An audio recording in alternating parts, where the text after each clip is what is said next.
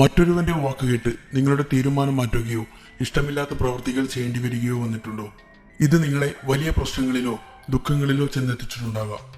എന്തുകൊണ്ടാണ് ഇങ്ങനെ സംഭവിച്ചത് എന്ന് എപ്പോഴെങ്കിലും ചിന്തിച്ചിട്ടുണ്ടോ? ഒരുപക്ഷെ അവർ അറിഞ്ഞോ അറിയാതെയോ നിങ്ങളെ ഡാർക്ക് സൈക്കോളജി ഉപയോഗിച്ച് ഇൻഫ്ലുവൻസ് ചെയ്തിട്ടുണ്ടാകാം.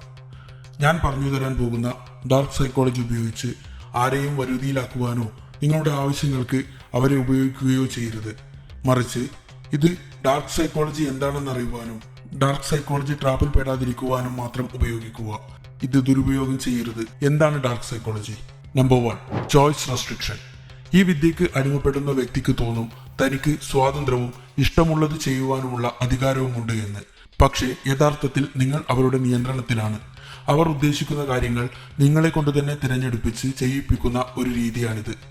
ഉദാഹരണത്തിന്, നിങ്ങളുടെ രക്ഷിതാവ് പറയുകയാണ് ഒന്നുകിൽ പഠിക്കുക അല്ലെങ്കിൽ വീട്ടുജോലികൾ ചെയ്തു തീർക്കുക. നിങ്ങൾ തീർച്ചയായും പഠിക്കുക എന്ന എളുപ്പമാർഗം തിരഞ്ഞെടുക്കുന്നു. ഇത് തന്നെയായിരിക്കും നിങ്ങളുടെ രക്ഷിതാവും ഉദ്ദേശിച്ചത്. ഇത്തരത്തിലുള്ള ഇൻഫ്ലുവൻസ് കൂട്ടുകാർക്കിടയിലും ജോലി സ്ഥലത്തും കണ്ടുവരാൻ സാധിക്കുന്നതാണ്.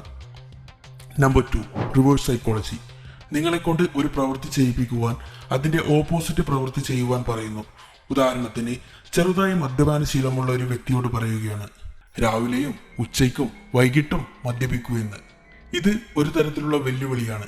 തനിക്ക് മദ്യപാനശീലം ഒഴിവാക്കുവാൻ പറ്റില്ല എന്നും ധൈര്യമുണ്ടെങ്കിൽ മദ്യപാനം ഒഴിവാക്കൂ എന്നുമുള്ള വെല്ലുവിളി. ഇതുവഴി ഒരാളുടെ വ്യക്തിത്വത്തെയും ആത്മാഭിമാനത്തെയും ചോദ്യം ചെയ്യുകയും ആ വ്യക്തിക്ക് മദ്യപാനം നിർത്തുവാനുള്ള ആഗ്രഹം ജനിപ്പിക്കുകയും ചെയ്യുന്നു. Number 3, gas lighting. നിങ്ങൾ മനസ്സിലാക്കി വെച്ച സത്യങ്ങളെക്കുറിച്ച് നിങ്ങളിൽ സംശയങ്ങളോ വിശ്വാസക്കുറവും ഉണ്ടാക്കുവാൻ എതിരാളികൾ ഉപയോഗിക്കുന്ന വിദ്യയാണ് ഗ്യാസ് ലൈറ്റിംഗ്. വിഷയത്തെപ്പറ്റി നിങ്ങൾക്കുള്ള സമീപനവും ചിന്താഗതിയും മാറ്റി എതിരാളിയുടെ ചിന്താഗതിയും സമീപനവും നിങ്ങളുടെ മേൽ അടിച്ചേൽപ്പിക്കുന്നു. ഉദാഹരണത്തിന്, നിങ്ങൾ ഒരു വ്യക്തിയുമായി വാക്തർക്കത്തിൽ ഏർപ്പെടുകയും പക്ഷെ അവസാനം എതിരാളി നിങ്ങളെ പറഞ്ഞു വിശ്വസിക്കുന്നു നിങ്ങളാണ് പ്രശ്നക്കാരൻ, നിങ്ങളാണ് തെറ്റ് ചെയ്തത് എന്ന്. പ്രശ്നങ്ങൾക്ക് തുടക്കം കുറിച്ചത് അവരാണെങ്കിൽ പോലും. അതുകൊണ്ട് ഇത്തരം സന്ദർഭങ്ങൾ സൂക്ഷിച്ച് തന്മയത്തോടുകൂടി കൈകാര്യം ചെയ്യേണ്ടതാണ്. Number 4, guilt trip. നിങ്ങൾ ചെയ്ത പ്രവൃത്തിയിൽ നിങ്ങൾക്ക് കുറ്റബോധം ജനിപ്പിക്കുക എന്നതാണ് ഈ വിദ്യ കൊണ്ട് ഉദ്ദേശിക്കുന്നത്. നിങ്ങൾ ചെയ്തത് തെറ്റായിപ്പോയി, അങ്ങനെ ആയിരുന്നില്ല അത് ചെയ്യേണ്ടത്, അങ്ങനെ പലതും. ഇതുവഴി നിങ്ങളിൽ കുറ്റബോധം ജനിപ്പിക്കുകയും അവർ പറയുന്ന പ്രവൃത്തികൾ ചെയ്യുവാൻ നിങ്ങൾ നിർബന്ധിതരാകുകയും ചെയ്യുന്നു. Number 5, manipulative negotiation. ഇത് കൂടുതലായും കണ്ടുവരുന്നത് സെയിൽസ് എക്സിക്യൂട്ടീവുകൾക്കിടയിലാണ്. നിങ്ങളൊരു ഫോൺ, TV അല്ലെങ്കിൽ ഫ്രിഡ്ജ് അങ്ങനെ എന്തെങ്കിലും ഒരു പ്രൊഡക്റ്റ് വാങ്ങുവാൻ ഷോപ്പിൽ ചെല്ലുന്നു. നിങ്ങൾക്ക് വ്യക്തമായി അറിയാം ഏത് ബ്രാൻഡിന്റെ ഏത് പ്രൊഡക്റ്റാണ് വാങ്ങേണ്ടത് എന്ന്. പക്ഷേ സെയിൽസ്മാൻ പറയുന്നു എൻ്റെ വീട്ടിൽ ഈ പ്രൊഡക്റ്റാണ് ഉപയോഗിക്കുന്നത്, ഇതാണ് ഏറ്റവും മികച്ച പ്രൊഡക്റ്റ്. നിങ്ങൾ ചൂസ് ചെയ്തിരിക്കുന്നത് പഴയ പ്രൊഡക്റ്റാണ്. കുറച്ചു കാലം കഴിയുമ്പോഴേക്കും അതിന്റെ സ്പെയർ പാർട്സ് വിപണിയിൽ ലഭ്യമാകില്ല എന്നും നിങ്ങൾക്ക് ഇത് നന്നാക്കിയെടുക്കാൻ പറ്റാതെ പുതിയ പ്രൊഡക്റ്റ് വാങ്ങേണ്ടി വരുമെന്ന്. പതിയെ പതിയെ നിങ്ങൾക്ക് തോന്നും നിങ്ങളുടെ തീരുമാനം തെറ്റാണ് എന്നും സെയിൽസ് എക്സിക്യൂട്ടീവ് സജസ്റ്റ് ചെയ്യുന്ന പ്രൊഡക്റ്റ് വാങ്ങുകയും ചെയ്യുന്നു. Number 6, amplifying issues. ചെറിയൊരു പ്രശ്നം വലിയ പ്രശ്നമായി ചിത്രീകരിക്കുന്നു. ഇതുവഴി ഒരുവന് നിങ്ങളെ കൊണ്ട് ഒരു പ്രവൃത്തി വളരെ പെട്ടെന്ന് ചെയ്യിപ്പിക്കുവാൻ സാധിക്കുന്നു. ഉദാഹരണത്തിന്, നിങ്ങളുടെ സുഹൃത്ത് നിങ്ങളോട് പറയുകയാണ് ഈ ഒരു സ്കീമിൽ ഇപ്പോൾ ഇൻവെസ്റ്റ് ചെയ്താൽ 50% ലാഭം ലഭിക്കുമെന്നും ഇനി 1 മാസമോ 2 മാസമോ വൈകി ഇൻവെസ്റ്റ് ചെയ്യുകയാണെങ്കിൽ അത് 20%, 30% ലഭിക്കുകയുള്ളൂ എന്ന്. നിങ്ങൾ ലാഭം നഷ്ടപ്പെടുമെന്ന ഭയത്താൽ വളരെ പെട്ടെന്ന് ഇൻവെസ്റ്റ് ചെയ്യുന്നു. Number 7, love bombing. നിങ്ങളുടെ വികാരങ്ങൾ വെച്ച് ആവശ്യങ്ങൾ നേടിയെടുക്കുന്ന അപകടകരമായ ഒരു വിദ്യയാണിത്. നിങ്ങളോട് സ്നേഹം നടിച്ചും നിങ്ങളുടെ ചെറിയ വിജയങ്ങളിൽ പോലും നിങ്ങളെ പ്രശംസിച്ചും നിങ്ങളുടെ വിശ്വാസവും സ്നേഹവും പിടിച്ചു പറ്റുന്നു. അതിനുശേഷം അവരുടെ ആവശ്യങ്ങൾക്ക് വേണ്ടി നിങ്ങളെ ഉപയോഗിക്കുന്നു. നിങ്ങൾക്ക് അവരോട് നോ പറയുവാൻ പറ്റുന്നില്ല. ഇത്തരം ആൾക്കാരെ മനസ്സിലാക്കേണ്ടത് വളരെ അത്യാവശ്യമാണ്. Number 8, triangulation. നിങ്ങൾ ഒരു വ്യക്തിയുമായി എന്തെങ്കിലും പ്രശ്നങ്ങളോ വാക്തർക്കങ്ങളോ ഉണ്ടെങ്കിൽ മൂന്നാമതൊരു വ്യക്തിയെ കൂടി ആ പ്രശ്നത്തിനകത്ത് ഉൾപ്പെടുത്തുന്നു. എന്നിട്ട് മൂന്നാമതൊരു വ്യക്തിയെ കൊണ്ട് പറയിപ്പിക്കുകയാണ് നിങ്ങളുടെ വാദങ്ങൾ തെറ്റാണ് എന്നും നിങ്ങൾ ചെയ്ത പ്രവൃത്തി തെറ്റാണ് എന്നും. ഇങ്ങനെ പലരും പറയുമ്പോൾ നിങ്ങൾക്ക് തന്നെ തോന്നും നിങ്ങൾ ചെയ്തത് തെറ്റാണ് എന്ന്. ഒരുപക്ഷെ നിങ്ങളുടെ ഭാഗത്താണ് ശരിയെങ്കിൽ പോലും. Number 9, flattery. ഈ വിദ്യ വഴി തുടക്കത്തിൽ അവർ നിങ്ങളെ ചെറു പ്രവൃത്തികൾക്ക് പോലും അഭിനന്ദിക്കുന്നു. ഇത് കേൾക്കുമ്പോൾ അതിൽ അപകടകരമായി ഒന്നുമില്ല അല്ലേ? എന്നാൽ നിങ്ങൾ അവരുടെ പക്ഷം ചേർന്നു എന്ന് തോന്നിയാൽ അവർക്ക് വേണ്ടുന്ന കാര്യങ്ങൾ നിങ്ങളെ കൊണ്ട് ചെയ്യിപ്പിച്ചെടുക്കുന്നു. ഒരു തരത്തിലുള്ള സംശയങ്ങൾ പോലുമില്ലാതെ നിങ്ങൾ അവരെ അനുസരിക്കുന്നു. Number 10, scarcity tactics. ഇത് മാർക്കറ്റിംഗിൽ ഉപയോഗിക്കുന്ന ഒരു വിദ്യയാണ്. ഇത് പ്രകാരം നിങ്ങളെ കൊണ്ടൊരു പ്രൊഡക്റ്റ് വളരെ പെട്ടെന്ന് വാങ്ങിക്കുവാൻ ഉപയോഗിക്കുന്നു. Limited stock, only 2 left, offers closes soon എന്നിങ്ങനെ കണ്ടിട്ടില്ലേ? എന്തായിരിക്കും ആ സമയത്ത് നിങ്ങളുടെ മനോഭാവം? ചിന്തിച്ചു നോക്കൂ. അങ്ങനെയാണ് സ്കാർസിറ്റി ടാക്ടിക്സ് എന്ന വിദ്യ വർക്ക് ചെയ്യുന്നത്. Number 11, emotional blackmail. ഇതും നിങ്ങളുടെ വികാരങ്ങൾ വെച്ച് അവർക്ക് ഇഷ്ടമുള്ള കാര്യങ്ങൾ ചെയ്യിപ്പിക്കുന്ന വിദ്യയാണ്. നിനക്ക് എന്നെ ഇഷ്ടമല്ലേ? ഞാൻ ഇത്രയും നിന്നെ സ്നേഹിക്കുന്നുണ്ട്, എന്നിട്ടും നീ ഇങ്ങനെയാണോ എന്നോട് പെരുമാറുന്നത്? നീ എന്നെ ശരിക്കും ഇഷ്ടപ്പെടുന്നുണ്ടെങ്കിൽ തീർച്ചയായും എനിക്ക് വേണ്ടി നീ ഇത് ചെയ്യും എന്നൊക്കെ പറയുമ്പോൾ നിങ്ങൾ ആ വ്യക്തിയെയും അവരുടെ സ്നേഹവും നഷ്ടപ്പെടും എന്നുള്ള ഭീതിയിൽ അവർ പറയുന്നതെല്ലാം ചെയ്യുന്നു. Number 13, fake concern. ഒരു വ്യക്തി നിങ്ങളെ ആത്മാർത്ഥമായി സഹായിക്കുവാൻ ആഗ്രഹിക്കുന്നു. നിങ്ങളുടെ തീരുമാനങ്ങളും പ്രവൃത്തികളും നിങ്ങൾക്ക് ദോഷം ചെയ്യുന്നു എന്ന് ആശങ്കപ്പെടുന്നു. എന്നാൽ ഇതെല്ലാം ഒരു നാടകമാണ് എന്ന് നിങ്ങൾക്ക് മനസ്സിലാകുന്നില്ല. നിങ്ങളുടെ കാര്യത്തിൽ തനിക്ക് ആശങ്കയുണ്ട് എന്നൊക്കെ പറഞ്ഞ് നിങ്ങളെ കബളിപ്പിക്കുന്നു.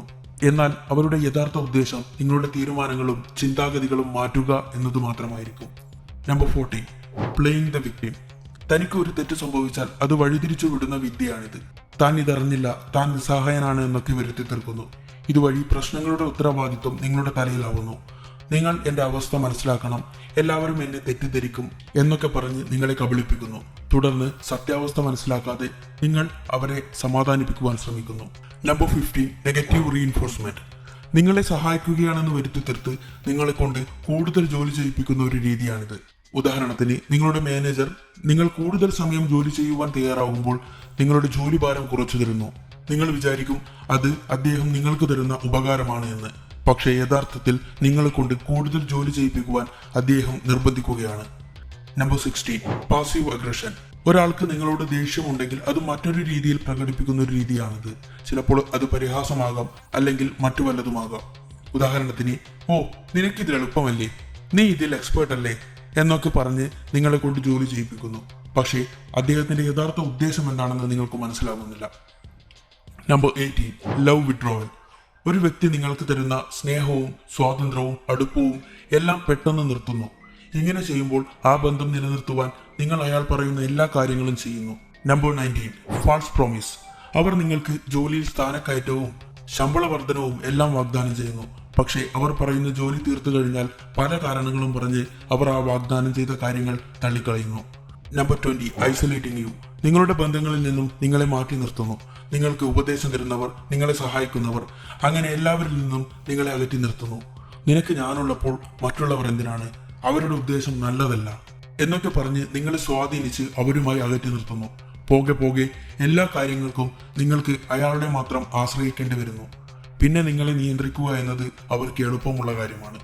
Number 21, fear mongers. നിങ്ങളെ ഭയപ്പെടുത്തി നിങ്ങളുടെ തീരുമാനം മാറ്റുന്നു. നിങ്ങളെടുത്ത തീരുമാനത്തിന്റെ ഭവിഷ്യത്തുകളെക്കുറിച്ചും ഭാവിയിൽ അത് നിങ്ങൾക്ക് ഏത് രീതിയിലാണ് ദോഷം ചെയ്യുക എന്ന് കള്ളം പറഞ്ഞു നിങ്ങളെ സ്വാധീനിക്കുന്നു. Number 22, triangulation in relations. പ്രണയബന്ധങ്ങളിലാണ് ഇത് കൂടുതലും കാണുന്നത്. മൂന്നാമതൊരു വ്യക്തിയെ നിങ്ങളുടെ ബന്ധത്തിൽ ഉൾപ്പെടുത്തുന്നു. എന്നിട്ട് അവരെ മനോഹരമായി വർണ്ണിക്കുകയും അവരുടെ സവിശേഷതകളെക്കുറിച്ച് വാചാലവുമാകുന്നു. ഇത് നിങ്ങളിൽ അസൂയയും സങ്കടവും ദേഷ്യവും വളർത്തുന്നത് വഴി അവരുമായി കൂടുതൽ അടുക്കുവാൻ നിങ്ങൾ നിർബന്ധിതരാകുന്നു. Number 23, false comparison. നിങ്ങളെ മറ്റൊരു വ്യക്തിയുമായി താരതമ്യം ചെയ്യുന്നു. നോക്കൂ, അവൻ അല്ലെങ്കിൽ അവൾ എത്ര ഭംഗിയായിട്ടാണ് അതൊക്കെ ചെയ്യുന്നത്. ഇത് നിങ്ങളെ അവരുടെ പ്രതീക്ഷയ്ക്കൊത്ത് വളരുവാൻ കഠിന പ്രയത്നം ചെയ്യുവാൻ നിർബന്ധിതരാക്കുന്നു, നിങ്ങൾ ഒരു നല്ല വ്യക്തിയാണെങ്കിൽ കൂടി. Number 24, double bind. നിങ്ങൾ എന്ത് ചെയ്താലും തെറ്റായി പോകുന്നൊരവസ്ഥ. ഉദാഹരണത്തിന്, നീ എന്തുകൊണ്ട് എനിക്ക് വേണ്ടി സമയം ചെലവഴിക്കുന്നില്ല എന്ന് പറഞ്ഞ് നിങ്ങളെ കുറ്റപ്പെടുത്തുന്നു. ഇനി നിങ്ങൾ സമയം ചെലവഴിച്ചാൽ എന്തിനാണ് എപ്പോഴും എന്റെ പിറകെ നടക്കുന്നത് എന്ന് പറഞ്ഞ് വീണ്ടും കുറ്റപ്പെടുത്തുന്നു. ഇത് നിങ്ങളെ മാനസികമായി തളർത്തുന്ന ഒരു തന്ത്രമാണ്. Number 25, moving the goal post. അവരുടെ ആവശ്യങ്ങൾ മാറ്റിക്കൊണ്ടേയിരിക്കുന്നു. നിങ്ങൾ അവർ പറയുന്ന ജോലി ചെയ്തു തീർത്താൽ ഇത് ഇങ്ങനെയായിരുന്നില്ല ചെയ്യേണ്ടത്, ഇത് മറ്റൊരു രീതിയിലാണ് ചെയ്യേണ്ടത് എന്ന് പറയുന്നു. ഇത് ഒരിക്കലും അവസാനിക്കാത്ത ഒരു ലൂപ്പിലേക്ക് നിങ്ങളെ കൊണ്ടെത്തിക്കുന്നു. Number 26, primitive defence. ഏതൊരു വിമർശനത്തെയും അതിന്റെ തുടക്കത്തിലെ തന്നെ തകർക്കുന്ന ഒരു ടെക്നിക്കാണിത്. നിങ്ങൾ ഒരുവന്റെ തെറ്റ് ചൂണ്ടിക്കാണിക്കുമ്പോൾ അവൻ അല്ലെങ്കിൽ അവൾ പറയുന്നു, എനിക്കറിയാം നീ ഇതിങ്ങനെ ചിന്തിക്കുകയുള്ളൂ, എനിക്കറിയാമായിരുന്നു നീ ഇതിൽ എന്നെ കുറ്റം പറയുമെന്ന്, ഇത് ഞാൻ മനഃപൂർവ്വം ചെയ്തതാണ് എന്നൊക്കെ പറഞ്ഞ് നിങ്ങളെ തെറ്റിദ്ധരിപ്പിക്കുന്നു. Number 27, playing Dum. പ്രശ്നങ്ങളുടെ ഉത്തരവാദിത്വം ഏറ്റെടുക്കാതിരിക്കുവാനുള്ള ഒരു ടെക്നിക്കാണിത്. നിങ്ങൾ ഒരു കാര്യം കൃത്യമായി വിവരിച്ചു കൊടുത്താലും അവർ പറയുന്നു, എനിക്ക് മനസ്സിലായില്ല, നിങ്ങൾ എന്താണ് ഉദ്ദേശിച്ചത്, ഞാൻ അത് ചെയ്യുവാനിരിക്കുകയായിരുന്നു എന്നൊക്കെ. നമ്പർ 28, ഓവർലോഡിംഗ് വിത്ത് ഇൻഫർമേഷൻസ്. ഒരു വിഷയത്തെക്കുറിച്ച് ആവശ്യമുള്ളതിലും കൂടുതൽ ഇൻഫർമേഷൻസും ഡാറ്റാസും നിങ്ങൾക്ക് തരുന്നു. ഇത് നിങ്ങളെ ആശയക്കുഴപ്പത്തിലാക്കുന്നു. ഇതുവഴി യഥാർത്ഥ പ്രശ്നം എന്താണെന്നോ അതിന്റെ പരിഹാര മാർഗങ്ങളോ നിങ്ങളെ കൊണ്ട് കണ്ടുപിടിക്കുവാൻ സാധിക്കുന്നില്ല. Number 29, pretending to forgot. പ്രശ്നങ്ങളുടെ ഉത്തരവാദിത്വം ഏറ്റെടുക്കുവാതിരിക്കുവാൻ ബോധപൂർവം മറന്നതായി നടിക്കുന്നു. ഇത് എന്തെങ്കിലും ഒരു പ്രവൃത്തി ചെയ്യും എന്ന് നിങ്ങൾക്ക് വാഗ്ദാനം നൽകിയതായിരിക്കാം. Number 30, selective truth telling. ഒരു വിഷയത്തെക്കുറിച്ച് എല്ലാ സത്യങ്ങളും പറയാതെ അതിലെ പ്രധാന കാര്യങ്ങൾ മറച്ചുവെക്കുന്നു. ഇത് നിങ്ങൾക്ക് ആ വിഷയത്തെക്കുറിച്ചുള്ള ആഴത്തിലുള്ള അറിവ് ലഭിക്കാതെ പോവുകയും നിങ്ങൾ തെറ്റിദ്ധരിക്കപ്പെടുകയും ചെയ്യുന്നു. Number 31, playing the saviour. അവർ തന്നെ ഉണ്ടാക്കിയ പ്രശ്നത്തിൽ നിന്നും അവർ നിങ്ങളെ രക്ഷിക്കുന്നു. ഇത് നിങ്ങളുടെ കണ്ണിൽ അവർ നല്ലൊരു വ്യക്തിയാണ് എന്നും ഭാവിയിൽ അവരുടെ സഹായങ്ങൾ നിങ്ങൾക്ക് വേണ്ടിവരുമെന്നും തെറ്റിദ്ധരിക്കുന്നു. ഈ പറയുന്ന ഡാർക്ക് സൈക്കോളജി തിയറിയെല്ലാം നിങ്ങൾ ആരെയും വരുതിയിലാക്കുവാനോ നിങ്ങളുടെ ആവശ്യങ്ങൾ സാധിച്ചെടുക്കുവാൻ മറ്റൊരാളെ ഉപയോഗിക്കുവാനോ അല്ല.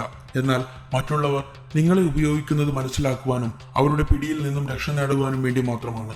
നിങ്ങൾക്ക് ഇനി ഏതെങ്കിലും ഒരു വിഷയത്തെക്കുറിച്ച് അറിയണമെങ്കിൽ അത് കമന്റായി രേഖപ്പെടുത്തിയാൽ അതിനെക്കുറിച്ച് ഒരു വീഡിയോ ചെയ്യുവാൻ ശ്രമിക്കുന്നതായിരിക്കും. ഇത്തരം അറിവുകൾ ലഭിക്കുവാൻ വേണ്ടി പ്ലീസ് ലൈക്ക്, സബ്സ്ക്രൈബ്.